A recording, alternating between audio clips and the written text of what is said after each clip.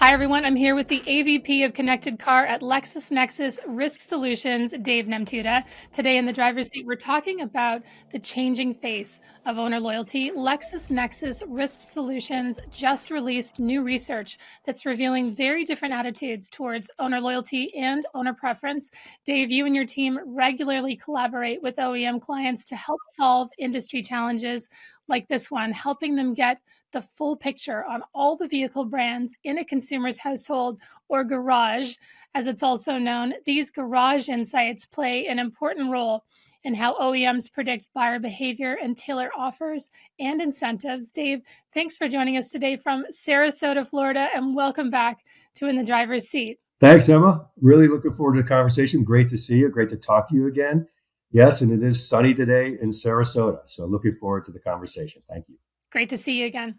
This is great research. So, the latest research that you've just released is maybe a wake-up call for automakers who may have outdated ideas about customer loyalty. From what I gather from your research, only 31% of car buyers remain true brand loyalists. Why should that be a concern? And what's fundamentally changed about loyalty in recent years?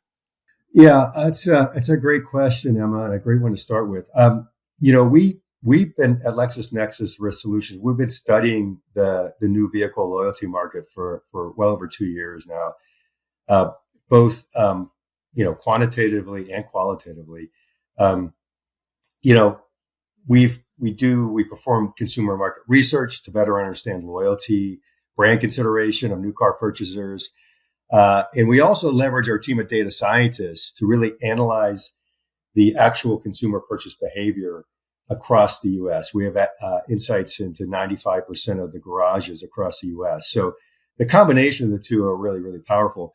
And I think that what you're referring to in the 31% really comes from our consumer market survey that we did recently, where 31% of new car buyers reported that they only considered the same brand. So they're true brand loyalists. And then conversely, though, in that same survey, 12% said they would never consider the same brand at all. So they were on the opposite end of the spectrum and true defectors, if you will.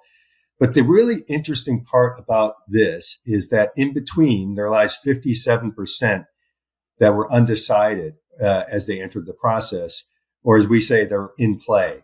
And these are the owners that automakers really have an opportunity to influence and drive gains in their new car loyalty rates, as a good many of them do remain loyal, which we have determined from our quantitative studies. We put out, annual and mid-year brand loyalty rate studies.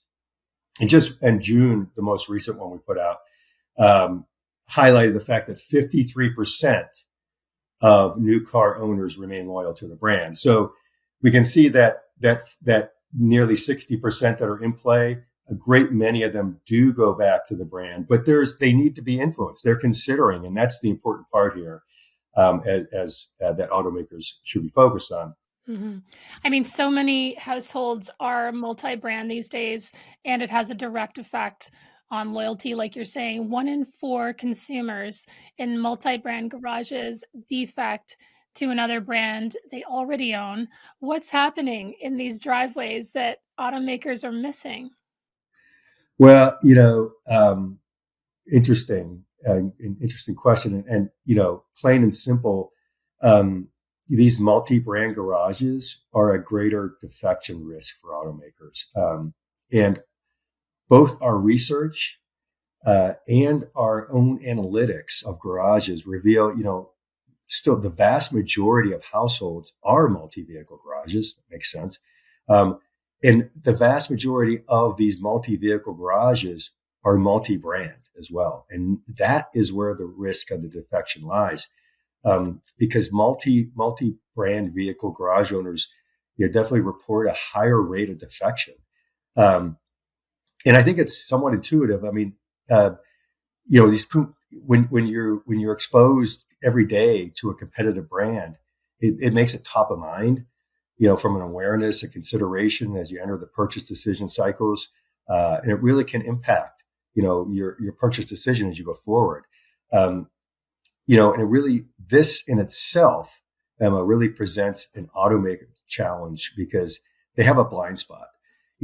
They certainly understand, who owns their cars to an extent. But the blind spot is what else is in the garage. If it's one of their brand, one of their own, then they can see that for the most part. But beyond that, they can't. And there's a real blind spot there, and they're not aware of this defection risk that's out there. In fact, that's what we offer as LexisNexis Risk Solutions. We have solutions, as we talked about. We have visibility in over 100 million garages.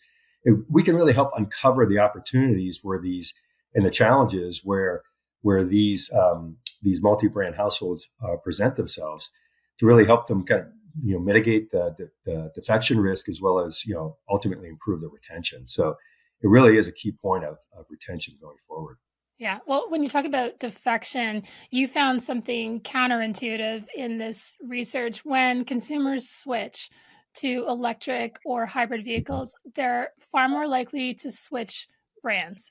What's Mhm. driving that connection, and what does it mean as the industry accelerates toward electrification? Yeah, exactly. So it's just another risk of defection that we've uncovered from our studies. It's something that automakers need to really learn to mitigate the risk. We talk about obviously that's in the news that there's a recent slowdown with the battery electric vehicle purchases. I mean, regardless of the slowdown, the market is continuing to migrate to alternative energy vehicles, whether it's a full blown battery electric or some version of a hybrid. In this migration to alternative energy, it changes the mindset and the behavior of new car buyers. We see it in our research, our consumer research. It shows that when a customer who owns a traditional internal combustion engine is moving to alternative energy, whether it's EV or hybrid, that 2/3 of the time they defected. I mean, which is really astounding. They defected from their brand. And it's really a risk that an automaker needs to really understand, because once that consumer decides to move on to alternative energy, it really exposes them to a whole new set of market entrants, new technology, really truly software defined vehicles that change the game. So, really, again, understanding your vehicle owner's propensity to consider alternative energy when they're in their purchase cycles is critical to managing defection risk and really ultimately, improving your retention and selling more cars. So it just really changes the game and opens up their mindset to new options. Yeah. Well, we spend a lot of time talking about timing and when the right time is to reach out to potential new customers. Your timing data in this report raises some concerns, I guess. Most car buyers decide on a brand in less than a month. By Mhm. the time automakers know someone's shopping, it's often too late. So, how do they influence a decision they can't see coming? Yeah, great question. I mean, yeah, it seems like these purchase cycles are just collapsing. Everything that seems to happen faster these days. Um, one thing that we learned from our research that we mentioned earlier, that nearly 60% of new car buyers are in play.